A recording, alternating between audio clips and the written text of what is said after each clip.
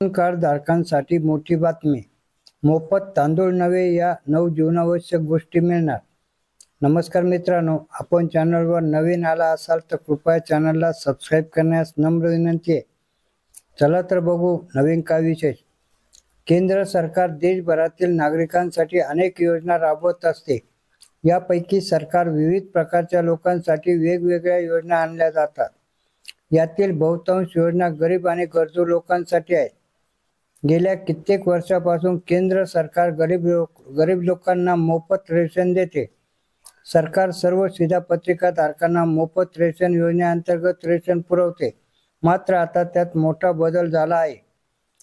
पूर्वी सरकार शिधापत्रिका धारकांना मोफत तांदूळ देत असे. मात्र आता सरकारच्या नव्या निर्णयानुसार मोफत तांदूळ देण्याचा निर्णय रद्द करण्यात आला आहे. मोफत तांदळाऐवजी आता सरकार 9 जीवनावश्यक गोष्टी देणार असल्याची माहिती समोर आली आहे. केंद्र सरकारच्या मोफत रेशन योजनेअंतर्गत देशातील 90 कोटी लोकांना मोफत रेशन दिले जाते. यामध्ये लोकांना पूर्वी मोफत तांदूळ दिला जात होता.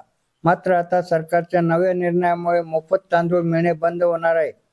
आता सरकार रेशन कार्ड धारकांना मोफत तांदळाऐवजी 9 जीवनावश्यक गोष्टी देणार आहे. यामध्ये गहू, डाळी, हरभरा, साखर, मीठ, मोहरीचे तेल, मैदा, सोयाबीन आणि मसाले यांचा समावेश आहे.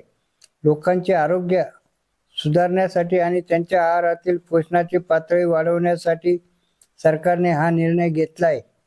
त्यामुळे लोकांचे जीवनमानही सुधारण्यास मदत होईल अशी सरकारची अपेक्षा आहे. अशाच नवनवीन माहिती मिळवण्याकरता कृपया आपल्या चॅनलला सबस्क्राईब करावे ही नम्र विनंती. धन्यवाद.